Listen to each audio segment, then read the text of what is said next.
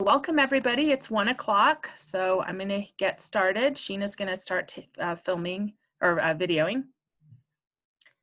So I want to welcome everybody. There's not a lot that has changed since last week's webinar, but just a couple of things that I will update you on, and then happy to take whatever questions that you will have. So the main thing that we have an update on is registration. So if you've tried to register for classes in the last couple days, you'll notice that they have put registration on hold. The reason for that is every single college across the campus has resubmitted their schedule, and we've made adjustments to classrooms and made decisions about which classes will be going online and which classes will be holding in person. As I mentioned last week, the thought process is we want to make sure that we have as many classes in person as we have the space for. Classroom capacity has been changed to accommodate social distancing, so we have to have 6 feet in between each student, and all students and faculty and staff have to wear masks when they're in classrooms or the public areas in the buildings. So we went and measured and have new capacities for all of the classrooms. We adjusted all of the schedules, and we are in the process of looking at spaces to assign classrooms across campus. They're looking at some new spaces. For example, in the Spencer Fox Eccles Business Building, we have a gathering space called Child Hall. We're transitioning that into a classroom meeting space because it's a large space, and there's places all across campus that they're looking at putting in new classroom space there. So we're utilizing all the spaces that we have to make sure we can maximize the number of classes that we can hold in person. So when the registration goes live on July 1st and you're able to register again, then that will show you probably a new classroom and potentially a new time. For the business school, we tried to keep everything in the same time that it was in originally, but until we go through the exercise to reassign all of the classrooms, we won't know exactly how that changes. So you'll be able to see all of that on July 1st.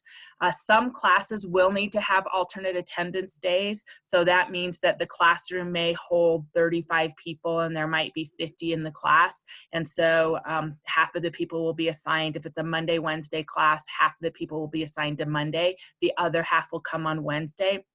And there will always be an opportunity to view the class through Zoom or another digital method.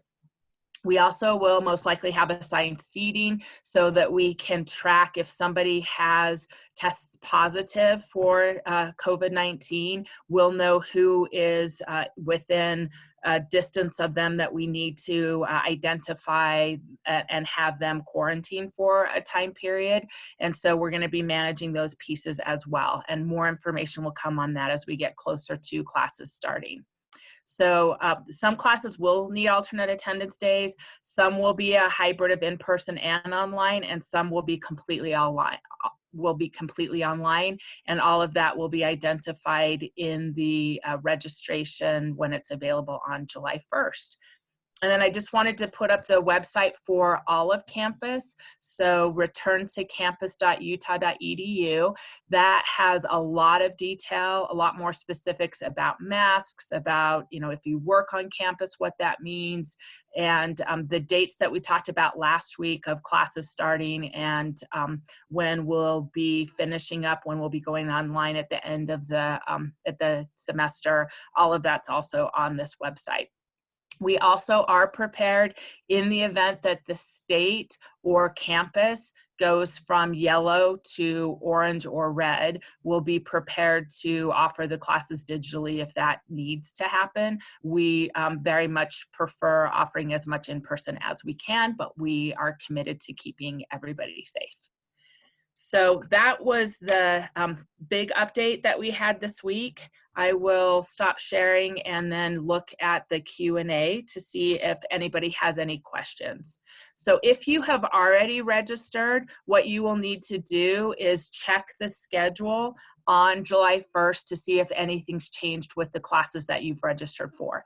Hopefully, the only thing that will have changed is that possibly you're in a different classroom, or potentially one or more of your classes have moved online. If they've had to move time-wise, you will have an opportunity to go back and make some changes so that you can adjust your schedule. We're trying not to massively change everything where everybody has to start over from scratch, but we do need to make the adjustments so that we can keep everybody safe and keep things socially distanced. We will also be providing directional signage in hallways and stairwells and those types of things to make sure that we keep everybody safe as well. So other questions? Please just go to the Q&A. So if you see where the Q&A is, if you want to just type in your question there, I'm happy to answer those questions. And then we'll be here next Thursday as well. We try to do these every Thursday from 1 to 2. Even if it's really short, we just want to provide the most updated information that we have.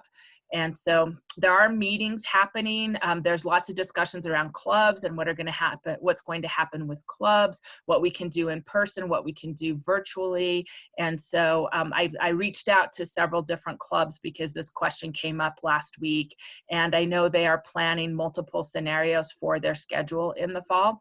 And there's also a larger cross-campus group getting together to put some guidance together for each of the clubs, and so that we can keep everybody safe.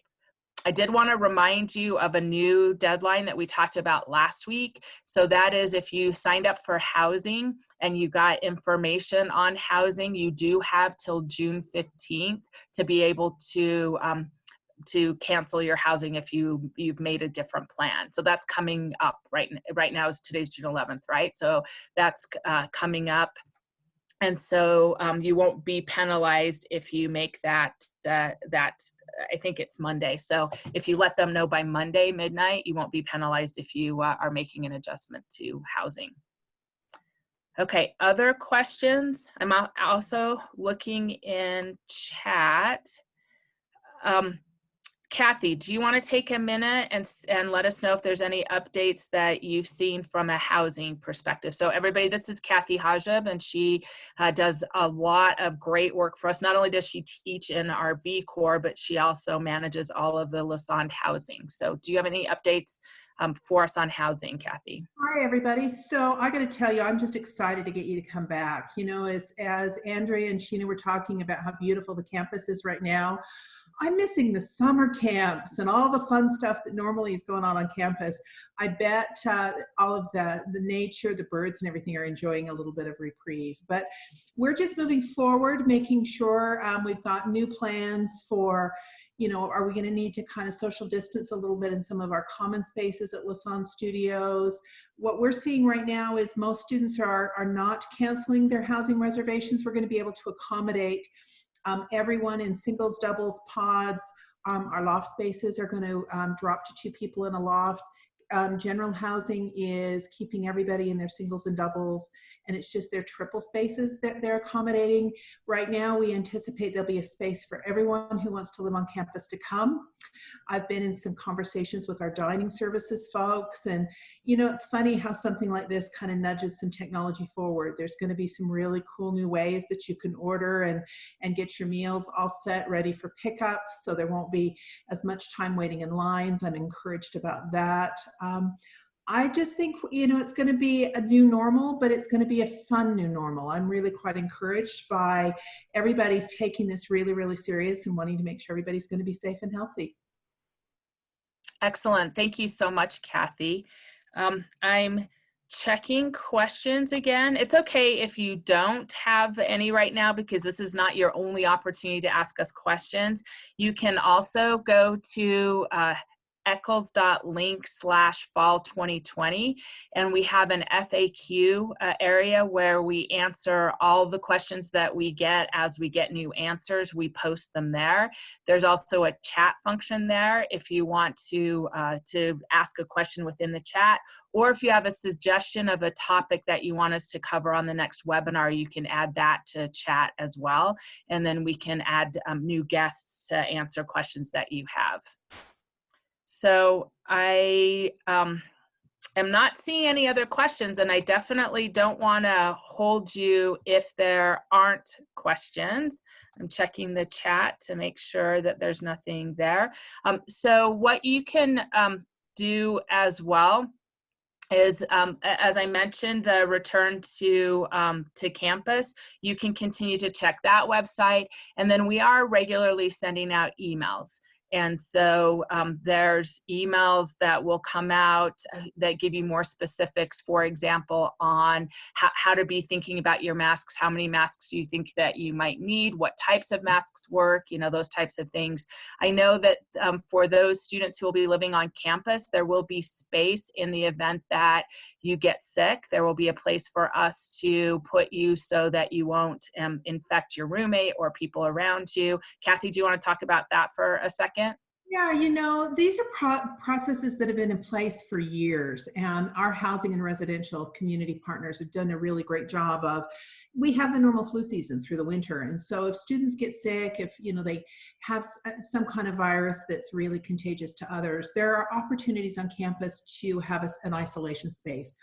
I think it's kind of cool because it comes with like meal delivery, right? It's like every day. I was like, can you bring me my chicken soup? It just sounds kind of cool to me. But all of those processes have been in place for years. They've just been expanded right now for COVID-19. So there's a lot of work being done to try to estimate kind of with our capacities, with our demographics, with the size of our campus. We're also really, really fortunate to have our campus be part of a tier 1 research university with a health sciences department. So we've got all of our medical facilities right here. We've been really monitoring closely kind of hospital beds, ICU beds. We're well below those capacities. It's hard to know as we're moving forward, but I'm just really confident that the processes and systems that are in place are well established, well prepared, well practiced. So I think you can feel comfortable as a student coming to campus. Excellent. Thanks, Kathy. So I'll just finish up because I don't see any other questions. We are posting this this webinar. We've taped it, so we'll be posting that on the eccles.link/fall 2020. I'll post the slides as well. And then we'll just keep adding to this and making ourselves available to answer whatever questions we have that you might have. I do want to reiterate what Kathy said. We're very, very excited to have students back on campus. We're being very thoughtful. I'm in several meetings a week as we're talking through this, working things out, coming up with new solutions to make sure that everybody can get the best experience and that we have the most up-to-date information. So we're committed to your safety. We're committed to your education. We're really excited to see you again, and we're just very happy to provide whatever information that you need as you plan your return to school as well. So have a great rest of the week and weekend, and we'll see you next week. And just let us know if you have any topics you want us to cover, if you have any other questions. Thanks so much. Bye.